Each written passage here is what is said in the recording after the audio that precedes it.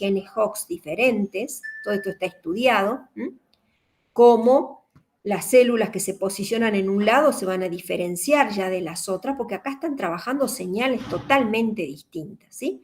Y cada una de estas zonas van a terminar dando regiones totalmente diferentes de un organismo pluricelular, en este caso de los sapos, ¿sí? Del Xenopus, ¿bien? Entonces, está totalmente estudiado cómo se forma el sistema nervioso, qué genes, ¿ven? Acá yo tengo el gen HOX1, inclusive se han hecho estudios de tomar parte de los fluidos, ¿bien? Y se lo inyecta en otras partes y esto puede, al haber acá una proteína reguladora, esto puede producir y formar otra estructura que no tendría que estar allí. Pero bueno, me encantaría desarrollar este tema con muchísimo más tiempo, pero bueno, ahora más que nada lo que quiero es dejárselos planteados, ¿sí?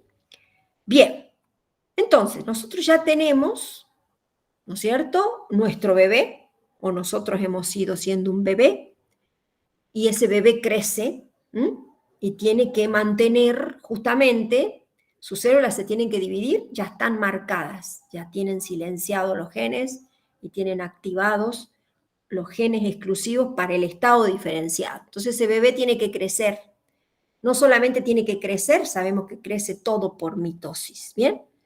Ya crecimos, bien, y ahora tenemos que mantenernos, ¿sí? Ustedes van a crecer o crecieron hasta los 23 años, yo crecí poco hasta los 23 años, y bueno, ya llevo muchísimos años manteniendo el estado diferenciado. Por suerte yo no he sufrido ninguna enfermedad como el cáncer, ¿bien? O sea que mis células han tenido que estar manteniendo mi estado diferenciado, ¿bien? Con el tiempo, fíjense, yo tengo manchas en las manos, que es manchas de edad. Algunas células empiezan a tener fallas en ese mantenimiento y empiezan a producir, en este caso, más melanina, ¿bien?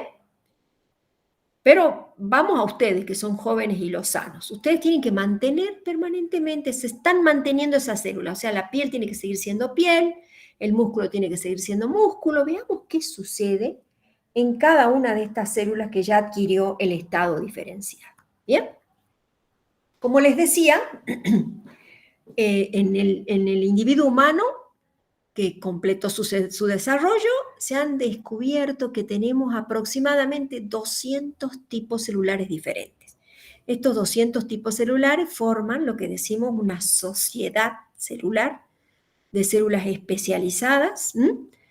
Todas tienen el mismo genoma y todas se expresan distintas partes del genoma, y la otra la tienen silenciada. Eso es lo que le da su especialidad. En los organismos pluricelulares, especialmente en los metazoarios y también en las plantas, esa comunidad de células se agrupan en células semejantes y constituyen lo que se llaman los tejidos. En las plantas esos tejidos se van a asociar y van a constituir órganos, la raíz, el tallo, las hojas.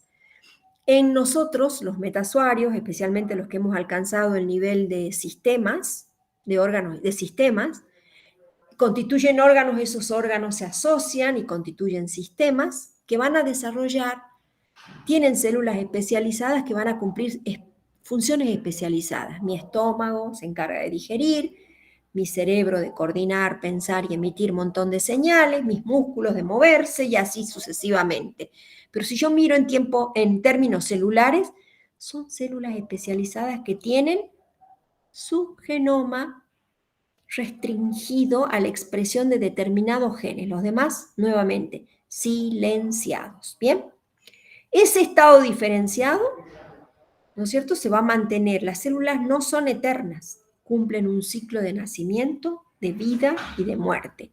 La gran mayoría de nuestras células se renuevan a lo largo de nuestra vida. Muy pocas células se mantienen a lo largo de nuestra vida, que son algunas neuronas, ¿bien? Algunas, porque hay algunas neuronas que pueden también dividirse y regenerarse, ¿sí? ¿Qué sucede con las neuronas que no se regeneran? O sea, que duran durante nuestra vida. Tienen unos procesos maravillosos de autofagia. Permanentemente están controlando sus organelos. Si una mitocondria está envejecida, rápidamente la marcan, la le producen señales de autofagia y la fagocitan internamente a autofagia, degradan todos los componentes y liberan todos los aminoácidos. Previamente, otra mitocondria se divide, se ha fisionado. Entonces, esas mitocondrias van a volver a crecer. Entonces, nosotros vamos renovando en nuestras neuronas los organelos. También pasa con todos los organelos, se van renovando en estas células que no se pueden dividir, ¿bien?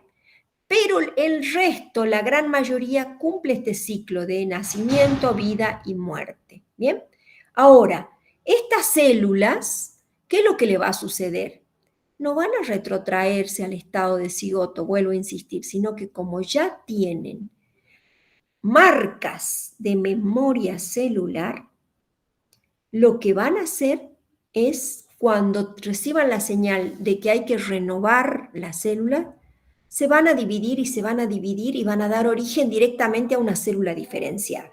Y en ese caso vamos a decir que realmente está bien fijado la memoria celular. ¿Bien? Entonces, bueno, esto es un poco para volver a recordar que todas las células que forman el cuerpo provienen de una sola célula. ¿Bien? ¿Y qué le sucede? Bien, a medida que, bueno, esto era un poco para volver a repetir que estas células, estas dos primeras células, se consideran células madre. Estas células madre se dividen en 2, en 4, en 8. ¿Y qué se ve? Que ya aquí empiezan a trabajar los genes Hox y en algunas células se expresan y en otros no. Lo que marca que ya no esta célula, si yo la saco, pueda producir un organismo entero. Esta célula ya, fíjense en acá, tengo los cambios de color, recibe ya señales de expresión diferencial. Este grupo de células que se ha formado hasta el estadio de 8 se dicen que son células totipotentes. Hay experimentos en ratones hasta el estadio 8 en que se pueden separar cada una de estas células, se las vuelve a inducir y vuelven a dividirse como si fueran una sola célula huevo y se pueden formar 8 ratoncitos genómicamente idénticos, como si fueran 8 gemelos, ¿sí? Pero ¿qué sucede a partir del estadio 8? Las células aquí ya hay grupos que han recibido una señal y otras que no. Y aquí van a empezar a expresarse diferencialmente los genes. Se va diciendo que las células van perdiendo el estado de totipotencia a ser multipotentes, y después poco a poco, cuando avanza el desarrollo, se van fijando y se van silenciando y se van expresando solo algunos genes y se adquiere lo que se llama la memoria celular. ¿Bien? ¿Estamos? Entonces, vamos a ver qué pasa cuando tenemos que renovar los tejidos. Se ha descubierto que en nuestro organismo y en todos los metasuarios hay células madre que van a tener la capacidad de renovar y regenerar un exclusivo tipo de células. Entonces se han descubierto distintos tipos de células madre de los tejidos. Por ejemplo, las más abundantes son las que tenemos en la base de la epidermis. En la base de la epidermis, miren todas estas que están acá, todas estas células que están acá son células madre, estas fíjense inclusive que son bien grandes, en realidad las estamos viendo acá en el esquema, son células que reciben una señal, la señal generalmente se la manda la matriz extracelular que está aquí, para que se dividan. Entonces, miren, acá están sufriendo mitosis, esta célula se divide y una célula recibe la señal de quedar adherida a la matriz extracelular, mientras que la otra célula recibe, o sea, se empiezan a expresar otros genes para posicionarse más arriba. Vuelve a dividirse esta célula, otra vez una célula queda apoyada sobre la matriz y vuelve a ubicarse arriba. Por lo tanto, la empuja. Estas células, a medida que van subiendo, se expresa otro tipo de genes.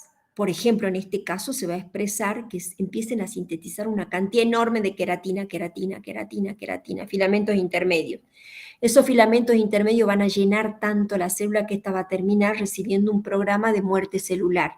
Entonces queda solamente diríamos, la membrana y se llena de filamentos intermedios. Esos filamentos intermedios empiezan a unirse entre sí y forman lo que se llaman las capas de queratina.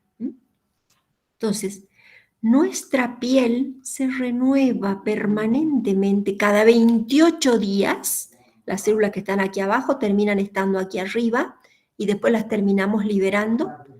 Se renueva cada 28 días. Esas células son células madre de la piel. Estas células tienen estado diferenciado, tienen memoria celular de piel, de epidermis. Por ejemplo, los melanomas, los cánceres de piel, ¿qué pueden producir? La alta radiación, por eso hay que usar protector solar, puede dañar el ADN de estas células y estas células empiezan a dividirse y no se diferencian, no alcanzan el estado de memoria y se les desactivan los genes y empiezan a proliferar y aquí pueden empezar a dirigirse a otro lado más. Aquí hay un montón de vasos sanguíneos, estos son vasos sanguíneos, y pueden dirigirse a otro lado. Y entonces allí vuelven a proliferar y es lo que es la base del cáncer, la desdiferenciación, la pérdida del estado de la memoria celular, ¿bien? Pero bueno, sigamos con lo normal. Entonces, nosotros tenemos células madre en la base de la epidermis que renuevan nuestra epidermis permanentemente. En realidad, todos los epitelios, acá, ¿ven? Estas células madre que están, pueden diferenciarse en células productoras de pigmentos, ¿ven? Por ejemplo, yo tengo manchas, aquí se han activado en mayor cantidad los melanocitos, entonces tengo más melanocitos, ¿sí?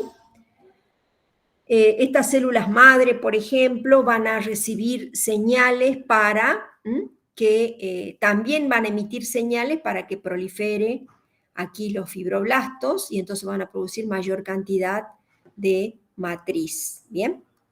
Y entonces estos van a dividirse, los fibroblastos son fundamentales que se dividan, porque ellos son los que van a sintetizar la matriz extracelular. Entonces, acá hay un diálogo permanente de señales celulares que van a estimular tanto la proliferación de las células madre que renuevan la piel para que éstas solamente se dividan, como también señales de proliferación hacia los fibroblastos para renovar las matrices extracelulares. ¿Bien?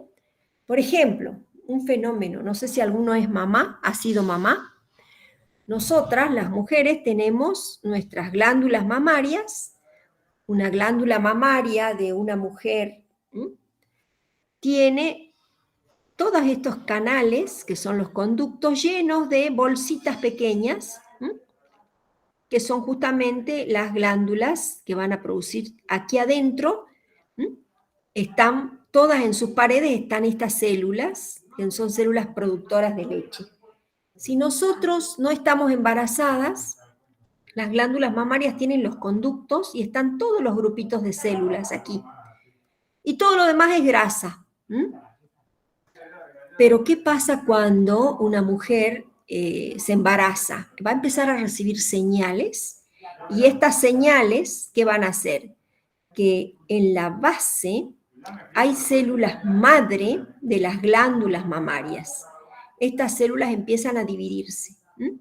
Y entonces las glándulas empiezan a tener mayor cantidad de células. ¿Ves? Todas estas son células. Probablemente una glándula de un seno no lactante, de una glándula mamaria no lactante, tenga 2 o 3 células, nada más. Pero reciben una señal y estas células empiezan a dividirse y la glándula aumenta. Y cuando la mujer pare, o sea, su bebé nace,